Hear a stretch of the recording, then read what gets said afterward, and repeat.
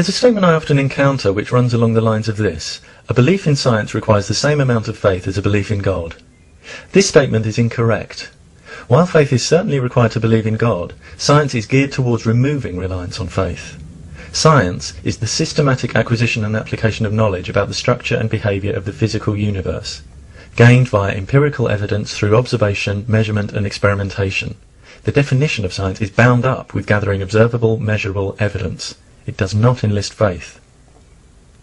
It's sometimes argued that because science hasn't yet uncovered all the answers, there are things that you have to take on faith, so science requires faith. This is making an error in reasoning. Science describes what happens.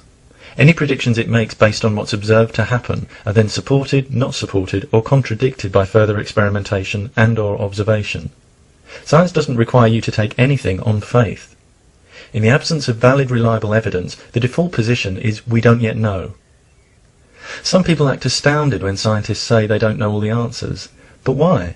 No reputable scientist has ever claimed to know all the answers. Science isn't about trying to prove how clever you are, but it is about striving to determine what's really going on. I don't claim to know how the universe came to exist. You may say, well, I believe God made it. That's better than no answer. But you'd be wrong. An answer for which there's no reliable evidence is not better than no answer. I don't know is a wonderful answer. It's honest, accurate, and requires no faith. There's no shame in admitting you don't know something. On the contrary, the only shame is in claiming you know when you don't or can't possibly know. Science doesn't yet have the answers to many questions we would like to know, but what it does have, unlike faith-based claims, is a rigorous, reliable, and self-critical way of looking for answers. Some argue that science has its own faith-based assumptions. The consistency of physical laws is an observation, and the technology you use every day demonstrates that this observation that science makes use of is substantially justified. If aeroplanes sometimes became invisible in mid-air, you might have a case for claiming that the consistency of physical laws is a faith-based assumption. The truth is, we take scientific technology for granted because of the overwhelming evidence that the physical laws behind it work consistently. Notice I'm not commenting on the goodness of technology. The morality of nuclear bombs, or for that matter mobile phones that play the rednecks Cotton Eye Joe, is a different discussion. What I'm pointing out is that the science behind the countless complicated and simple things that you use every day works. If you deny that, then ask yourself how you're watching this video. And those who think that the science responsible for developing their computers is different from the science that, for example, has established gravity and evolution as fact, have been misinformed, and would do well to learn about what science really is before commenting on what they believe to be its shortcomings. What happens in science when existing concepts seem unable to account for observed discrepancies? Does science collapse? No. Scientists refine their ideas. Newton's equations, although still powerful enough to predict the position of the moon centuries in advance, were replaced by deeper Einsteinian physics, which have far greater predictive power for scenarios involving very strong gravity. Such paradigm shifts show that science isn't about dogmatically defending personal theories and the status quo. The advancement of knowledge depends on scientists being able to examine and challenge concepts, rather than regard them as sacred and unquestionable. Scientists are genuinely open-minded, receptive to new ideas that, despite sometimes seeming counterintuitive, help to describe and predict the universe in which we live as accurately as possible. But because all candidate theories are subjected to the most rigorous scrutiny by the international scientific community, scepticism is built into the scientific method. In this way, scientists remain genuinely open-minded without the pitfalls of gullibility. Unlike science, we don't currently have anything that can be regarded as evidence for the existence of gods.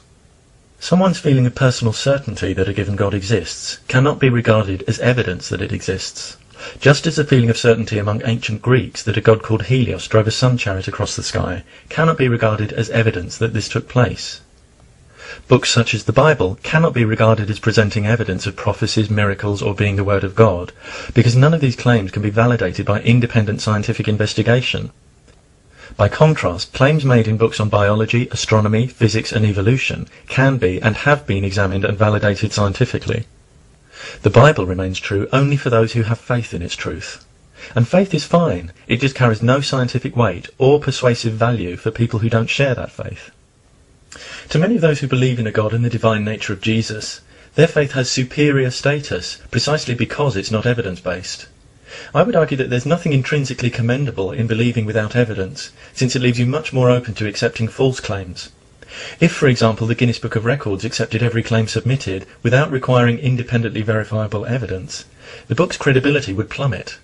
However, I do appreciate the intellectual honesty of theists who acknowledge that it's faith, not evidence, on which they base their belief in a God.